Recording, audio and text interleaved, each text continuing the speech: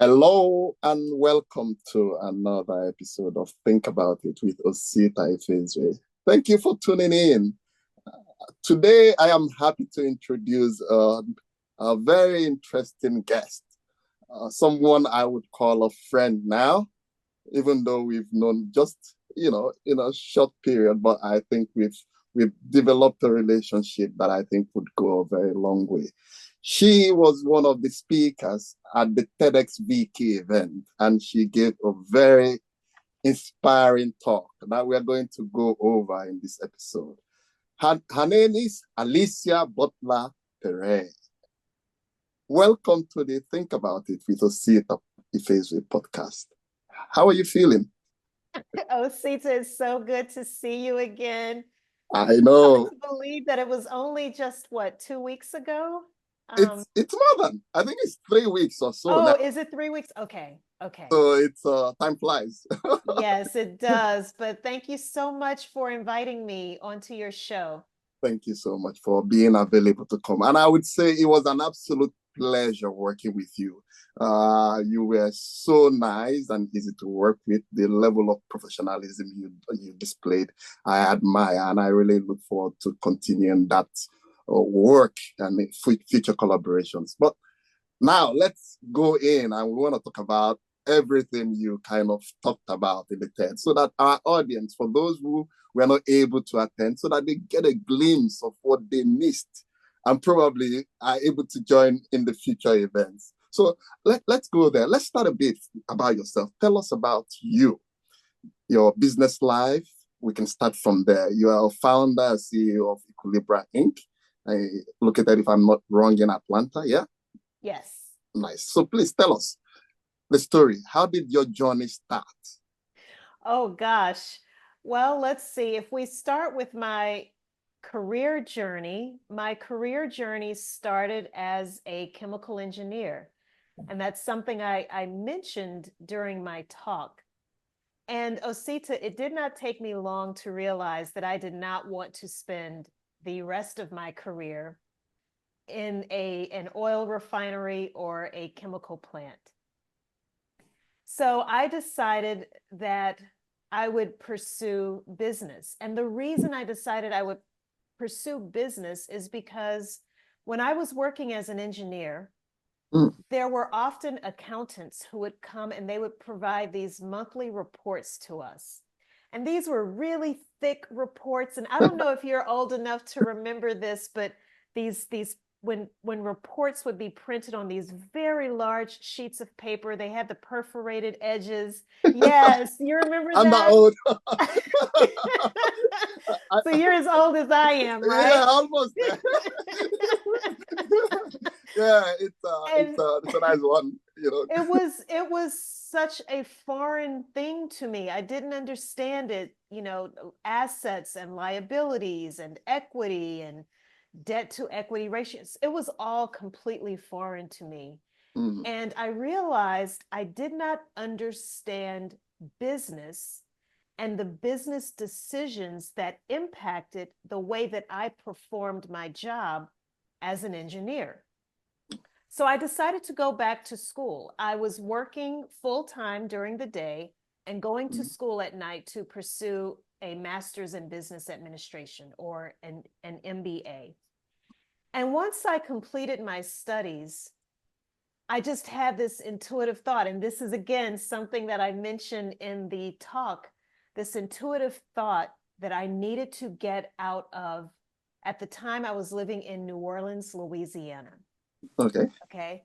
I'm from Louisiana originally. So, for those who are listening, just to give you an idea of where this is situated in the United States, this is in the southern part of the US along what we call the Gulf Coast.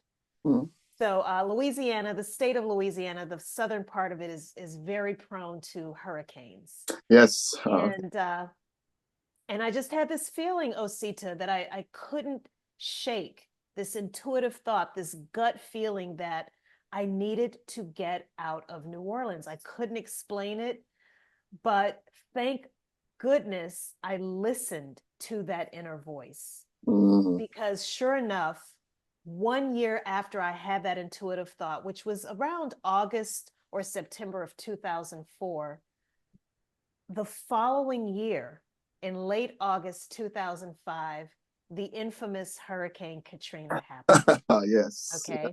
And so thankfully, I listened to that intuitive thought. I quit my job. I sold my house and I relocated to Atlanta, Georgia, which is also in the southern part of the United States. It's right above Florida, to give people maybe an idea of where I'm located, or let's say it's along the eastern coast of the US. So same time zone as New York City, just to give some perspective there. Yeah.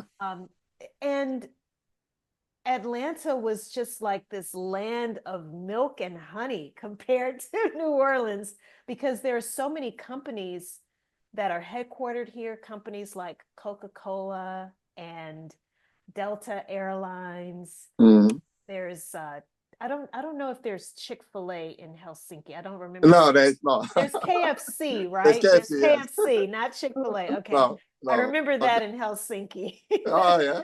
And I think I saw Popeyes also. Did I see a Popeyes? I don't No, know. no, We don't have no. Popeyes. No, it was KFC. KFC and Taco Bell. Yes. Taco Bell, yes. So Taco Bell this and McDonald's. This is a bit of marketing for these guys. So, well, yeah, we got the context. Okay, yes. So once I arrived here, I was looking for a job because in my mind, I'm smart. I have an engineering background. I have a degree now, an advanced degree in business. Who wouldn't want to hire me? But Osita, there are a lot of really smart people here. And so the competition was fierce. And again, keep in mind, the year was 2005. So this was right around the time when more and more companies were forcing people to apply for jobs online instead of the kind of old school way of writing a letter and mailing a letter into a company. Those days were over. And it just seemed as though I was doing this endless, soulless job searching. And that if I applied for something, it just seemed to go into the abyss of the World Wide Web. Because oftentimes I would never hear anything back. And this was when? What year was this? This was 2005. Okay. About 19 years ago. Exactly.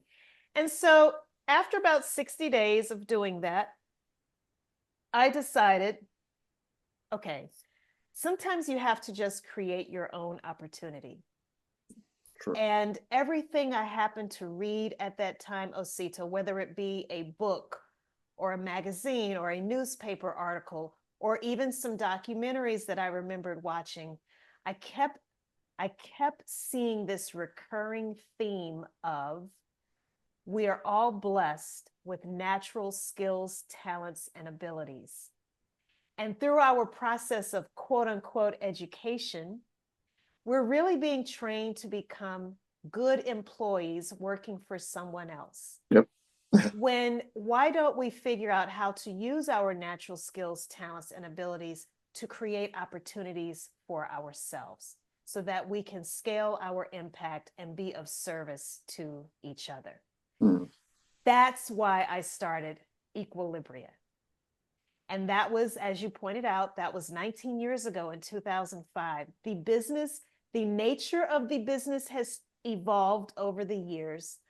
But it has always been about restoring balance. That's the reason why I chose the name Equilibria. It's really a tribute to my background in chemistry and chemical engineering. So Equilibria is the plural form of the word equilibrium. Yes. So that's kind of a very short version of my story as an entrepreneur, what led me to start my business. And 19 years later, I get to give a TEDx talk that didn't talk specifically about what I do, the work that I do, but I will say this. Mm. I am convinced I would not have been able to start my business and have achieved some of the things that I have if I had not relocated, which, for those who are listening, that is what the topic of my talk is all about. Yeah, I think we're gonna share. We're yet to publish the videos, so I think the listeners at some point would kind of get the concept, that you're talking about now. So we're gonna give them more information. But I like the way you put it, that when you decide, then you start seeing the signs here and there, that it's time to make that move. And one thing I have always encouraged is when that sign, when you have that inkling that now is the time to make the move, and you keep seeing those signs popping up, go with that gut feeling. And this is something that I think in your case, it's been successful. And I noticed also that you've also published a book or two books. Yeah. So tell us about that. What was the process like? And, and what prompted you? Of course, we know being in business, you might have a lot of insight to offer, but tell us that journey also. How did you achieve that? Oh gosh. I wrote the book in 2018. And Osita, I always tell people that is probably the second hardest thing I've ever done in my life. Um, I did not know just how much goes into writing and publishing a book. So it's one thing to write the manuscript. That, for me, honestly, that part was easy. Mm. The reason I decided to write a book, I started working with a digital marketing coach toward the end of 2017. And I was expressing frustration because my business I wasn't seeing the type of growth that I thought I should have had in the business. Mm. And he said, well, one of the things that you really have to do is figure out how can you offer what you do in a lower cost, lower risk way. And a book is a great way to do that. And he said, think about it, Alicia. A book is really an extension of yourself. This is your way of giving people a piece of you. Yeah. And I never forgot that. It's also a really fancy business card is how that's how I describe the book. It's a fancy business card because honestly, Osita, I know that not everyone is going to read the book. However, there's something to be said when someone can have something tangible that they can hold. And even though they may never read it, the fact that they see your name on the front of that book, that's enough oftentimes for them to know, if you could do this, then surely you can help me with my business. Yes. And I think that's something you put it in the right way. And I really appreciate that, because I think a lot of our listeners and many people that I've spoken to who are published authors, they repeat the same thing, because it gives credibility to your work. You are able to connect with people. If you've done this, then I think you are able to help me, like you put it. And it's something that I think you would, the advice you've offered now might help someone. So what is the book about? It's Behind the Facade, How to Structure Company and Operation for Sustainable Success. And I see that's also linked to your work, because you mentioned that the kind of work you do is a specialized kind of operation management for companies, if I'm right. Yes. So tell us, why is it special, and how did you then go from business, chemical engineering, to now being an entrepreneur who has written a book and started to go, you understand what I mean? So please. Yes. Can you tie everything in for us? Yes, absolutely. And thank you for asking that question. It's all about flow. And I'll explain what I mean by that. As a chemical engineer, I was primarily responsible for monitoring the flow, if you will, of chemicals or petrochemicals through pipelines. And it was all in an attempt to produce a certain product, to manufacture a certain product. If that product, for whatever reason, did not meet the guidelines or the specifications that it should have had, as a chemical engineer or process engineer, as we are often known, it was my job to figure out, Osita, this particular batch that was just manufactured doesn't meet the specifications that it should have. We can't sell it to anyone. We have to figure out what went wrong in the process. Okay. When it comes to business, I now study the flow of work and information. And whenever something goes wrong, it is my job to figure out what went wrong in that process of disseminating information, what went wrong in that process of the workflow itself that caused a defect or an error of some sort. Okay, so to me, I just went from working with chemicals to working with people, working with people and information and workflow. So it's all about flow. The book is so funny that you're asking me about the book, because I am literally in the process of going through a major book refresh. And what I mean by that is I am just yesterday signed a contract with someone. She said, Alicia, the book title, it's hurting you more than it's helping you. The book cover needs to change. We're going through a complete rebranding effort, if you will, of the book and the title, because it has hurt. She said something really important to me, and I'd like to share that with you and your listeners. She said, listen, the outside of the book, the cover, the title, the image that you may see on the book, that is all about your customer. That is all about the person that your book is intended to reach or serve. The inside of the book is all about you. It's all about showcasing your expertise. She said that the problem that so many authors make is that we come up with titles and cover designs that really speak to us as the author and what we think it should be, instead of what's really going to capture the attention of the ideal person that we want to reach with our book. She also told me, keep in mind, you only have 3 seconds to make an impression on that potential customer for your book. And you have 30 seconds elevator, 3 seconds for book. She said, yes. She said 3 seconds for the book, because when you think about it, Osita, there's so many books. There's so many books. So how do you get your book to cut through the noise? Yes. It's a very good point you've offered the listeners. And I think it's a very good tip for me also. And I wouldn't go into details about that. But the fact that you talk about selling your cover so that it appeals to your audience, and then package the content about you so that you can sell that also to your audience. And I think this is really like a good tip if anyone is considering writing. But I didn't know that it was possible for you to do a rebranding of your book. I didn't either. Either.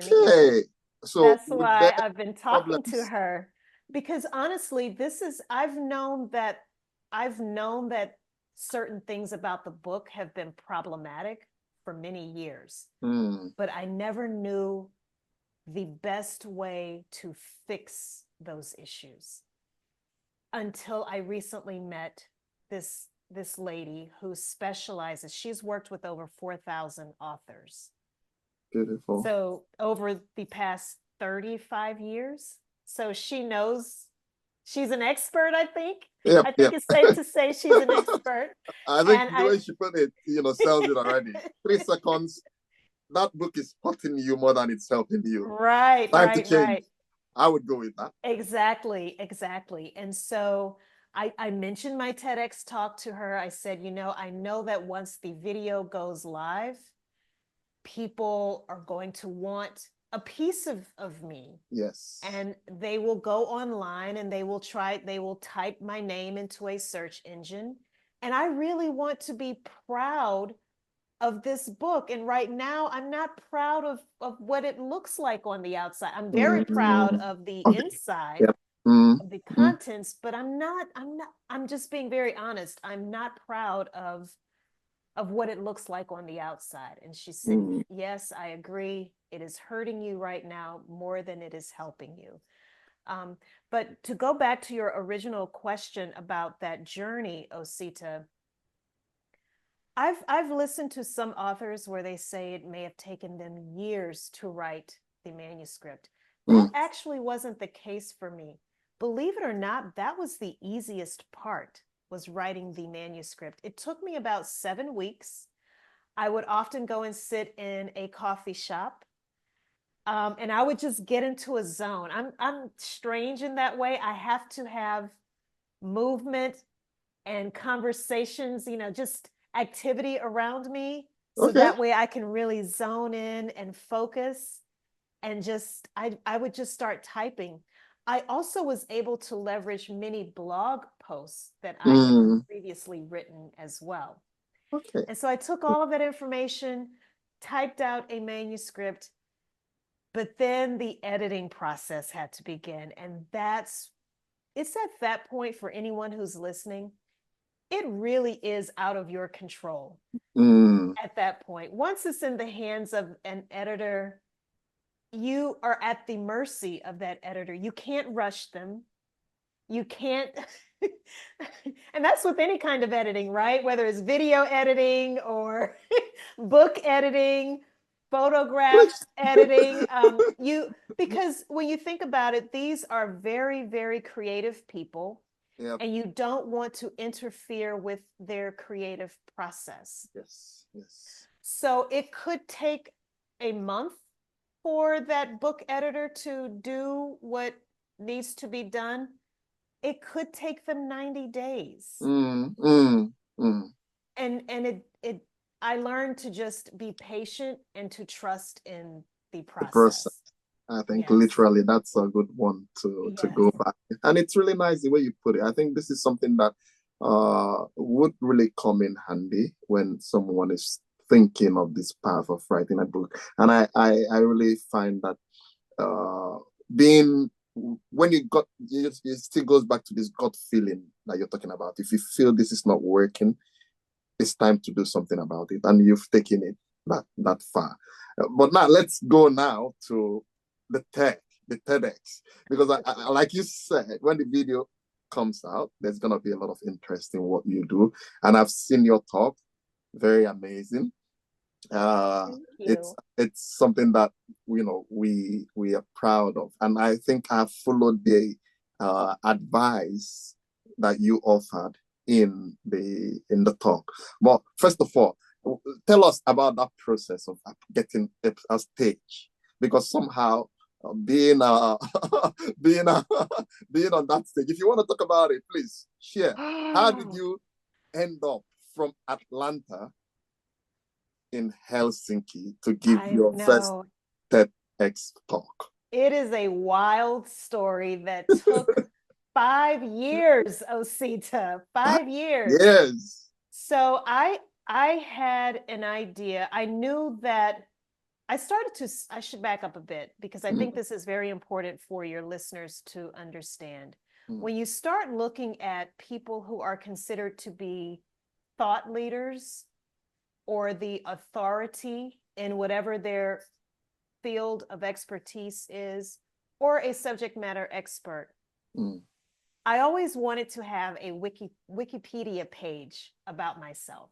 mm. And something I started noticing about many of the people who are in business that had a Wikipedia page, as well as are considered to be thought leaders and all of those other fancy words, they all had given a TEDx talk. And that's how the journey began. I Mm. actually hired someone who specialized in placing people like me on to a stage, and introducing them to people like you as a TEDx organizer. Okay. The journey started during COVID. right before COVID, actually.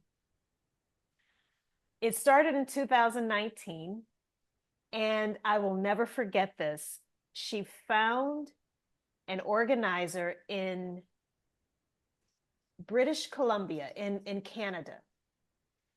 And that application process, it literally took me 40 hours to apply for this particular organizer's TEDx event. It was an incredibly tedious one. tedious application.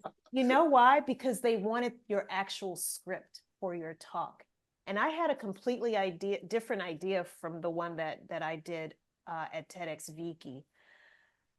So I had to come up with this script. That's why it took so long to do this.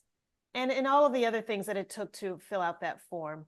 I submitted the form, and not even 24 hours later, they said, "Oh my goodness, we're so sorry. We realized that you're in the US. There's this thing called COVID that's spreading. We don't think you'll be able to cross the border." Oh, okay. So this was before the lockdown happened in Canada or the US. Then they were like, "Yeah, there's this thing called COVID that's going around. There's some concern about it. We're not sure what's going to happen, but we're pretty positive you would not be able to cross the border to come here into Canada." So I was automatically disqualified after putting in all of that work. And then, Osita, I got close to being on the stage twice during COVID. Both times the event was canceled just weeks before it was supposed to take place.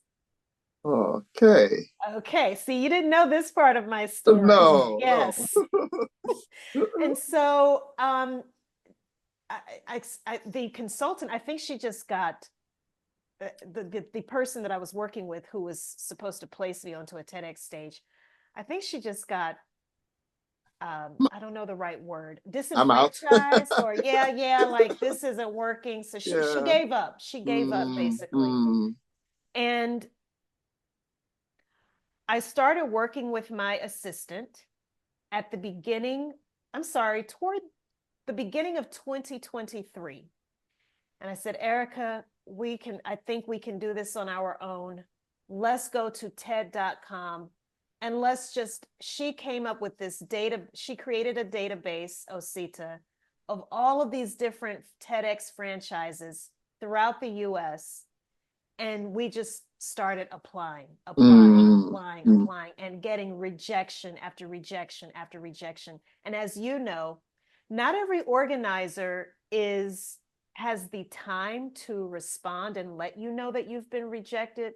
So you just know after you haven't heard from certain people in a certain amount of time that you were not selected. Finally, one day, earlier in 2024, I believe it was in May or June to be exact, I told her, I said, "Erica, I'm so disgusted with this. You know what? Let's go outside of the US. Let's go outside of the US." Within 48 hours, I received a LinkedIn message from Osita asking, "Can you get onto a Zoom call today?" So I actually don't remember. Did I reach out to you? Yes. No, I connected with you on LinkedIn, and so that's what I'm saying. Erica found you. Yeah. I connected with you on LinkedIn, and within 48 hours, you and I were having a call on Zoom. And I presented two ideas to you, and I said, "Osita, I have a feeling I know which idea you're going to want." I remember that one. And sure enough, that was the idea. And I thought to myself, isn't it ironic that this idea about relocation, and it takes me having to go to Helsinki to actually be able to give my talk? You're following the signs. I'm following the signs. I'm speaking it into existence, right? Yeah. So that is the journey. It was 5 years and literally about 150 rejections Yeah. before we got to a yes. And I ended up in Helsinki, Uh, in it, Scandinavia. it's really nice that you kind of laid it out, because I think when your talk comes out and the listeners are able to hear it, they would understand the whole thing you're talking about, in terms of, okay, having to relocate. And we're going to go a bit, into this, not to, like spoiler alert, we're not going to go so deep, like to tell about the content of it, but a bit of the context. But I like the way you put it, in a way that when you have something you're dreaming of, and you are giving it the energy that it needs, eventually it would work. I've seen that in your story, from the way you transitioned your career. I've also seen that the way you are reaching out to kind of do things that that would put you in the place where you want to be or where you want to go. And I think that's something that is called probably the spirit of resilience. And you've been demonstrating this, very well in your career path. And it's something also that I admire in you, in terms of when you were in Helsinki, your kind of your relationship and the level of your professionalism showed a lot, in terms of how you related with, the attendees, the other speakers. And I want to say also, because we went the different route from other organizers, in that we could have said, okay, get your things ready and we go from there. No, but we actually worked together, and you can attest to that it took, months of rehearsals, polishing.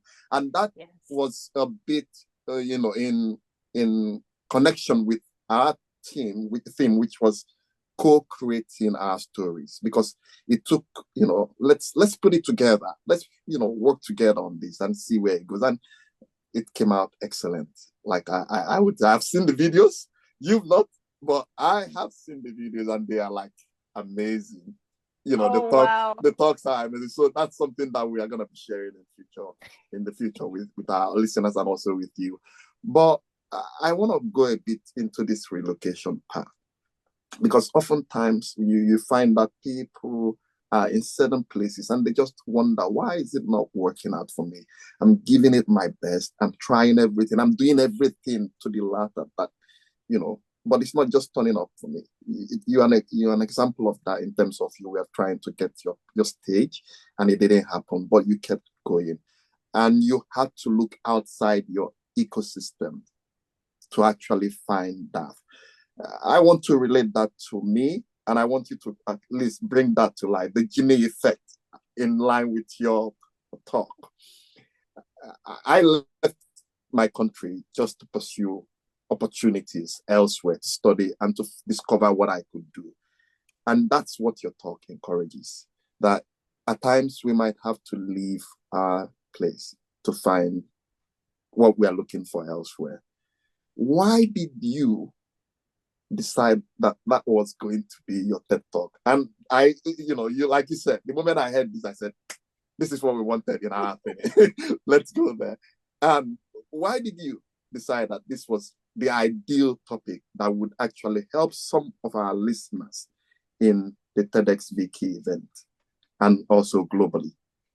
And first, I should say kudos to you, Osita, for recognizing that idea in particular, in comparison to the other idea that I pitched to you, would be the one that would resonate probably with more people. Again, I started studying. I've watched so many TED Talks and TEDx Talks. And I started to notice patterns.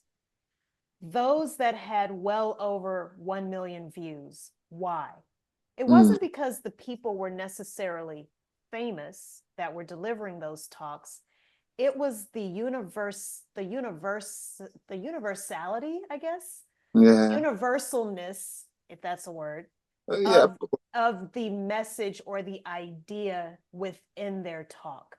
In other words, when Susan Cain talks about the power of introverts in her TED talk, think about how many people that resonated with. It doesn't have to do anything with culture, with language, with where you are geographically in the world. This was something that everybody could relate to. It related to those who are actually introverts even more so. So I was always struck by the story of Jimi Hendrix, because I thought it was so fascinating that this is a person who had talent. People recognized his talent in his home country here in the US, but yet he still wasn't compensated properly. And he was constantly being pushed into the background. And the fact that as soon as he relocated to another country, his career took off. That was always just so fascinating to me. And for years I would just say it to myself and to my friends, like, yeah, the Jimi Hendrix effect, the Jimi Hendrix effect. And then once I had the opportunity to present that idea to you, and you said, yes, let's go with that one, that's when I started speaking to, it definitely is a team effort. And as you said, Osita, for those, I think people, they just see the finished product, but they have no idea how much time goes into preparing for your talk. One of the things that I did very early on was I consulted with my attorney, because I knew I had to be careful about how I used Jimi Hendrix's name in my talk. I had to make sure that I was not in any way capitalizing on him or his name, his legacy. That's why I just shortened it to the Jimi effect, to avoid any potential legal repercussion. But yes, that is the idea, because it is something that I have noticed in my own career. And I'm as I mentioned toward the end of my talk, I'm also starting to have that feeling again, that there's some things that I want to do, Osita, and I keep running into these roadblocks and these challenges and these obstacles. But the minute I go and visit other countries and I share these same ideas with people, they're just so welcoming and saying, yes, let's make it happen. Let's figure out how we can work together. I also recognize that the best way, don't get me wrong, technology is great. Like, we're doing Zoom right now. You're in Helsinki, I'm in Atlanta.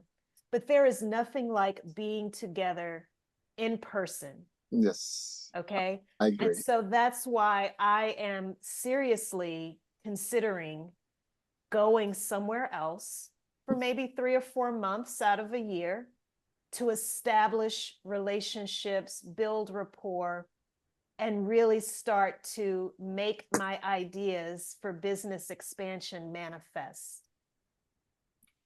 That's 5-star. I give 5 stars for that. And I am a total believer on that. I do that because it helps you see things different from what it's in your own locality. You are able to, like you say, build new networks, and you never know where things go from there. And I can tell you something, you are coming back to Helsinki. That's something that I know I will. So here's what's funny. Here's something else that I don't think you realized. I actually already knew 2 people in Helsinki, and I'll tell you a really quick story of how I met them. Sure. First person is Laurent Notine. Laurent, I was a guest on his podcast about 3 or 4 years ago. He's in Helsinki? He's in Helsinki. Okay. He's a business coach. He has a podcast. He's originally from France, but he's been in Helsinki, gosh, I think for 5 years now. And when he saw your post on LinkedIn, it was something that you posted on LinkedIn. You tagged me along with the other speakers, and he sent me a message on LinkedIn and he said, Alicia, I saw that. I will be there. And he showed up. Okay. And he actually joined my family and I for lunch the day after the event. We had salmon soup, which was Okay. delicious, by the way. And then another lady, she was unable to attend, but she and I met at an event last year in London. Her name is Sala Seppa, and she is heavily involved with the Nordic Business Business Forum. forum, yes. I Now think. here's something else that's so crazy, and it speaks to the power of manifesting through the words we speak and the things we write. She had invited me to attend the Nordic Business Forum, which took place in Helsinki in September. Yeah. I'm sure you remember this. I remember that, yeah. Okay. I kept saying, Sala, thank you so much. Yes, I'd love to attend. Let me think about it. I need to look at my financial situation. I literally wrote on a piece of paper the word Finland. And my intent was to reach out to Sala and say, I decided I actually will attend the conference. But I also received a message from someone named Osita in LinkedIn. And we had our conversation. And when you said, Alicia, let's have you as a speaker, I said, okay, I can't go to Finland twice back to back, because I believe the Nordic Business Forum was toward the end of September. And then I would have had to leave and then go back to make sure I was in Helsinki again for the 12th of October. So that's another backstory that you didn't even know, Osita. But again, it speaks to the power of manifestation and the power of building your networks globally. Yeah. It's really nice that you really laid this story out, because like you say, the doors that open up to you, after giving a TED talk like this and connecting with people, it's amazing. And we can see that, in your case, happening, because when we think about that, what we were doing then, I would tell you like the experience when we were planning this with the team. At one point where it got really difficult and everything was so tight, and there was this doubt, when we were having a meeting, and they asked me like, is this really gonna happen?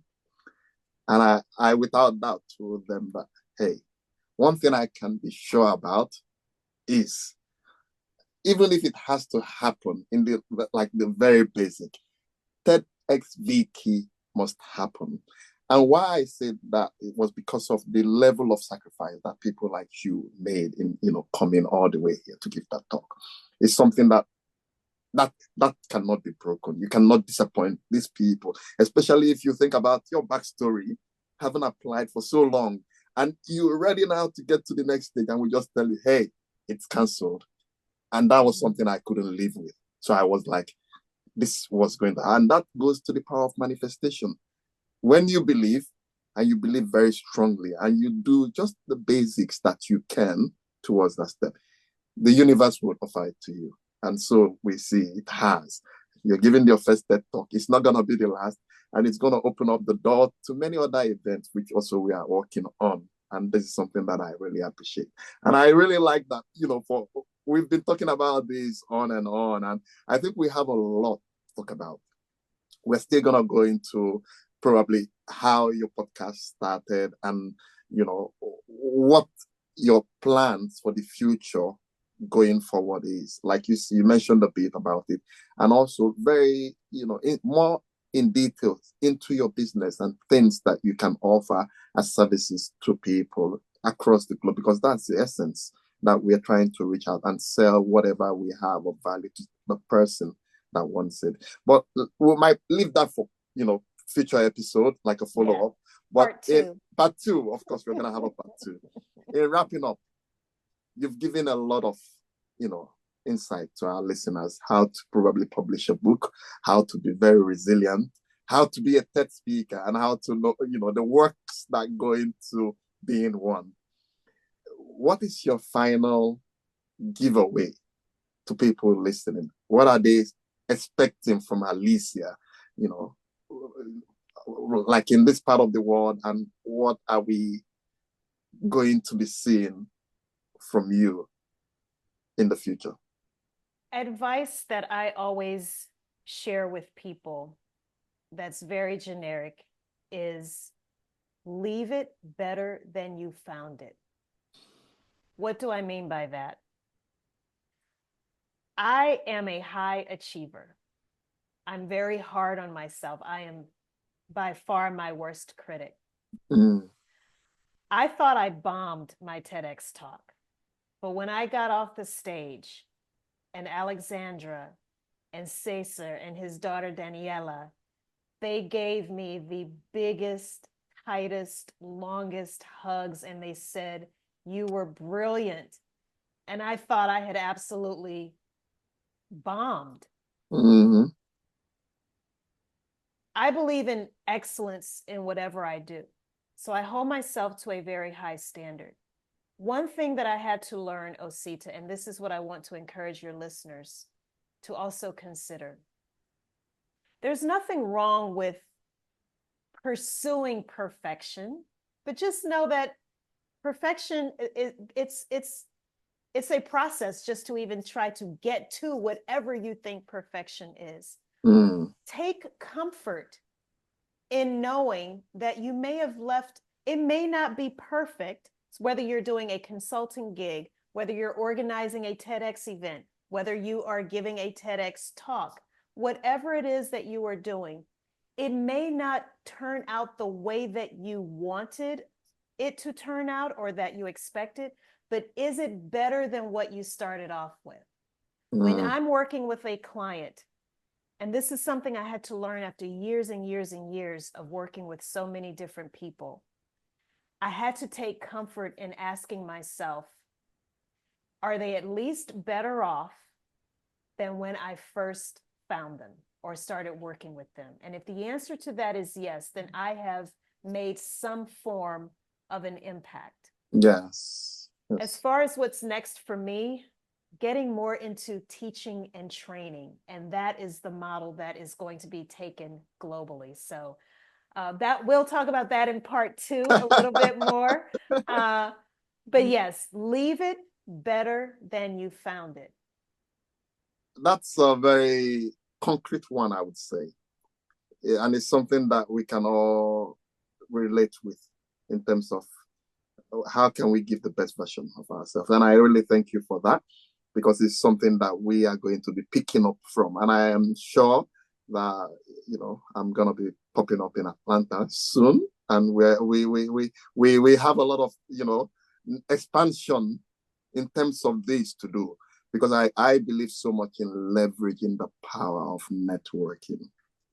It's something that has brought me so far by asking people and connecting with the right people and seeing how we can collaborate and always see ways to build or leave it better than we found it. And that's the goal here. And that is something that I really appreciate about you.